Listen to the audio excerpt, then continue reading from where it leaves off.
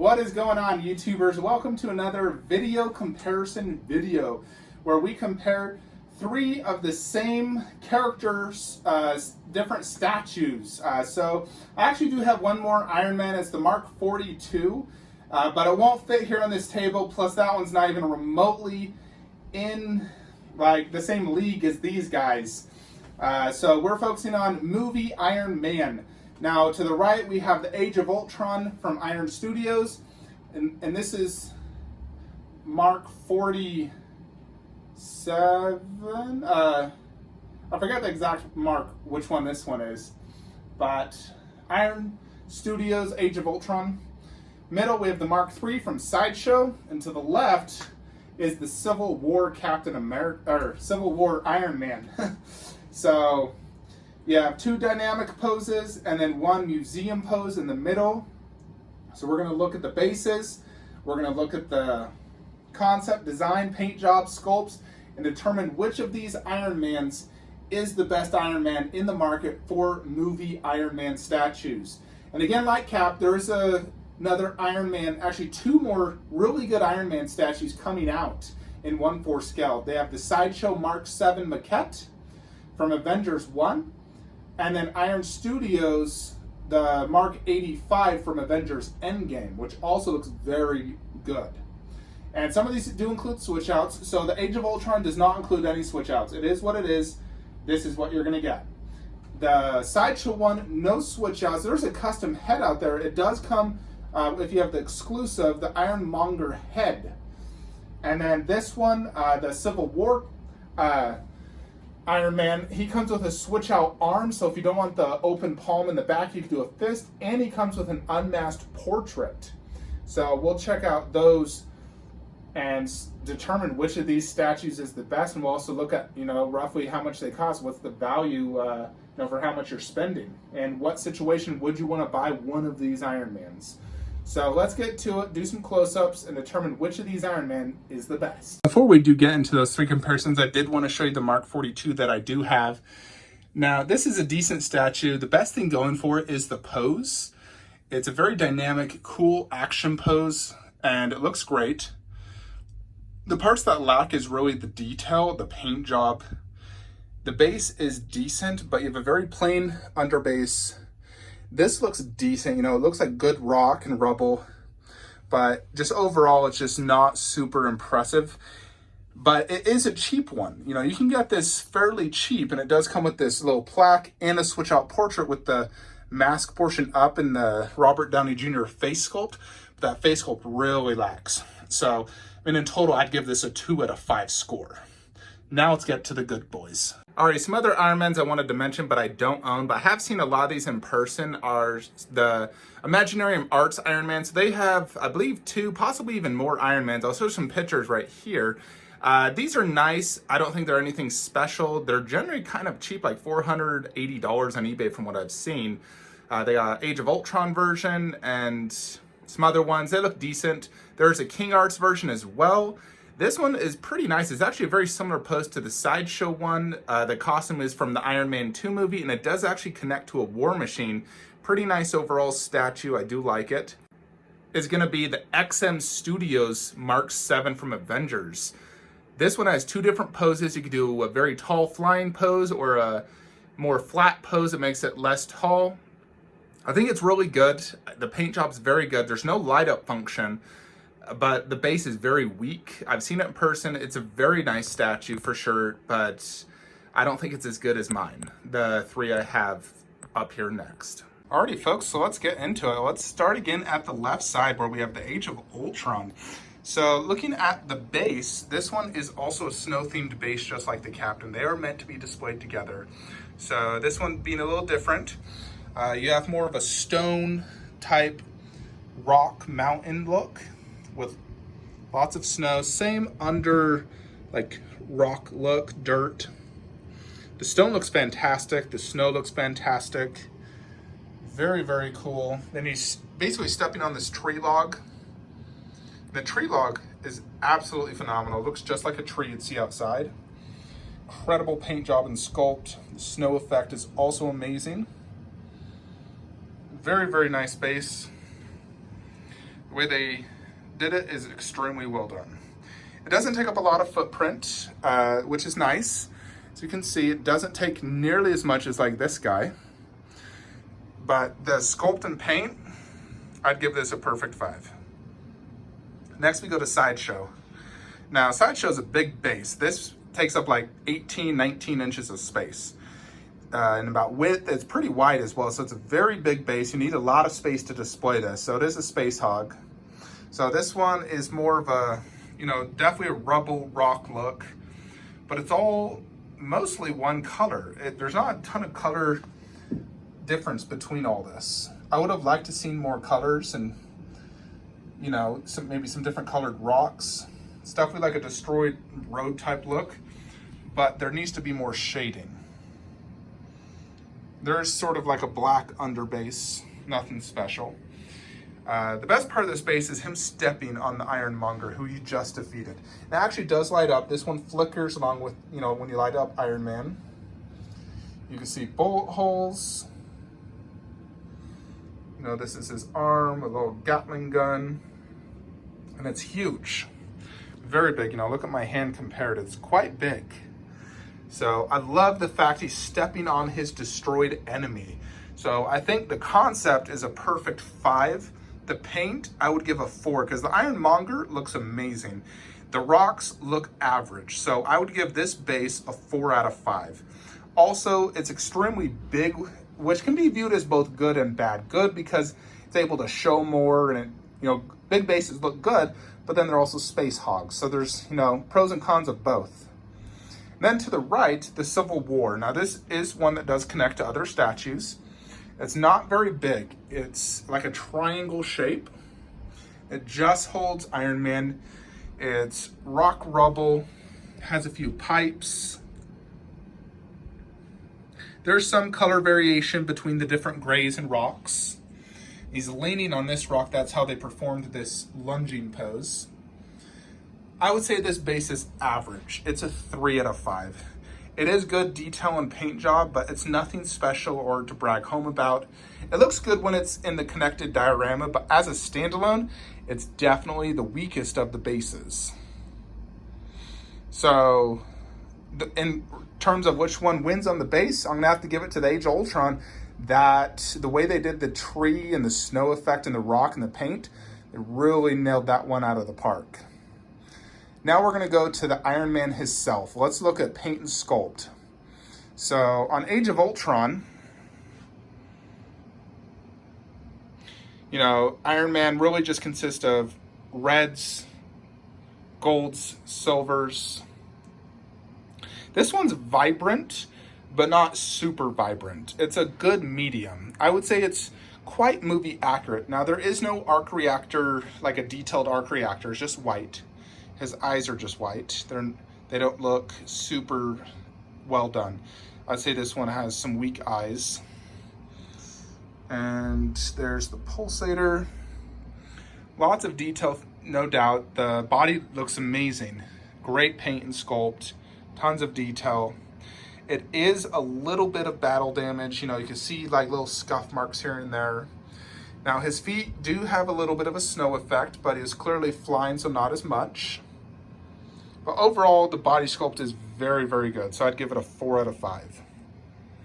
Then we move on to Sideshow. Now Sideshow is more of a maroon red. It's not as vibrant red, but it is very movie accurate.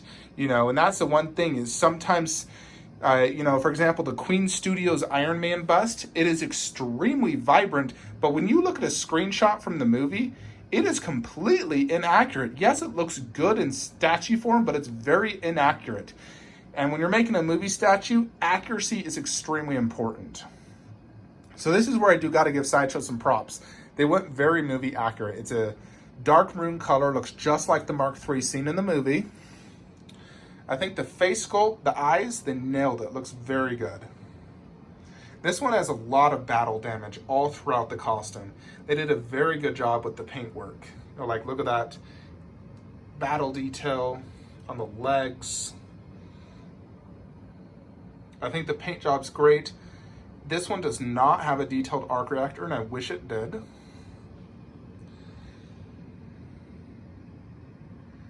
Overall, the paint job looks great. The feet are very dirty looking. You know, is clearly in in a very long, exhausting battle, stepping through mud and dirt. Overall, though, I think the paint job is extremely good. So I'd give it a 4.5. Not quite perfect, but very, very good. So a 4.5. Then to the right, we go to the Civil War statue. Now this one is a very vibrant paint job, mostly noted because they started using car paint on this statue. This is when Iron Shoes went to the car paint instead of, like that one was not car paint. Neither is Sideshow's. But this looks like a nice red Mustang look. So it's not 100% movie accurate, but it does translate well in statue form because it's very vibrant. It pops when you look at it. It looks really good. So let's look at this one. The eyes look great, better than the Age of Ultron, no doubt. This one actually does have a detailed arc reactor. So it's not just a white spot. It actually has almost like a little window with some detail in there. It looks really good. This one does have some battle damage. You can see different scratches and dirt all throughout. I really do like this costume. I think it's a very cool looking costume. Probably my favorite Iron Man costume. This and the Age of Ultron are two of the better looking costumes. This one does have a very vibrant paint job though. It's really just pops. And it looks extremely well done. Even though it's not movie accurate, it's very well done, and I'd have to give it also a 4.5. So tied with the Sideshow. Sideshow for accuracy and the battle damage. That one just because it looks really good. I love the vibrant paint job. So these two are tied, and that's in last place. Next, we gotta look at some light up features. So let's turn on these light ups. So this bad boy, his light up is a single button you basically press back here.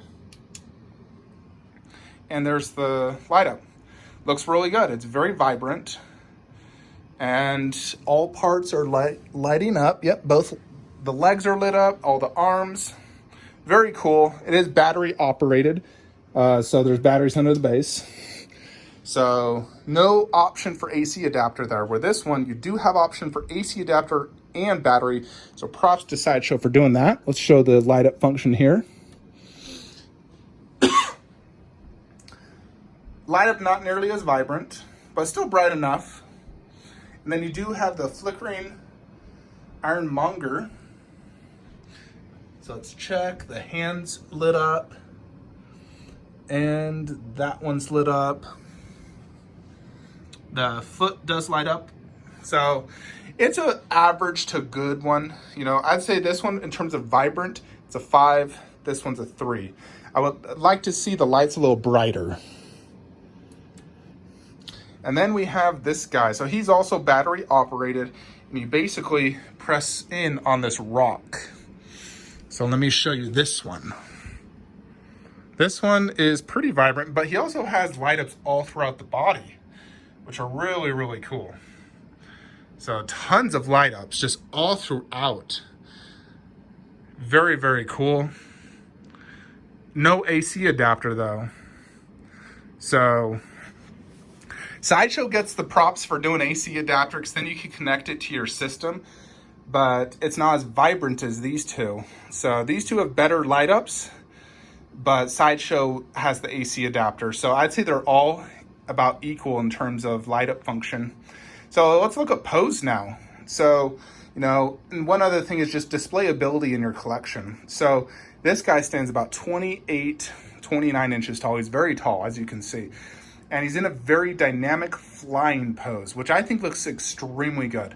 Lunging off one foot, one knee in the air, the back fist, and then he's clearly shooting a blast out of his front left palm. Very cool pose. I love the presence of the piece, but you are gonna need a lot of space to display him height-wise. So if you have the height, this one, definitely looks extremely good in that dynamic flying pose. Sideshow nailed it on their pose. It's not dynamic, it's a museum pose, but I would say it's the best museum pose I've ever seen on a statue. It just looks so natural, like he just defeated his enemy. The way his fingers are positioned, the way his chest is perked out, his leg, knee forward, I think they really nailed it, and I'd give that a perfect 5. I'd give that one also a 5. They're both, you know, for dynamic and museum, they're perfect poses. Very, very good job. And then you have the Civil War. So the Civil War, because of the pose, you got to display it up high. Where these two, you could really display low, high, medium, and they'll look good anyway. This guy has to be displayed up high because of it. I mean, if you look down low and you see that, it's not going to look good. You have to see it up high like that so you can really see it.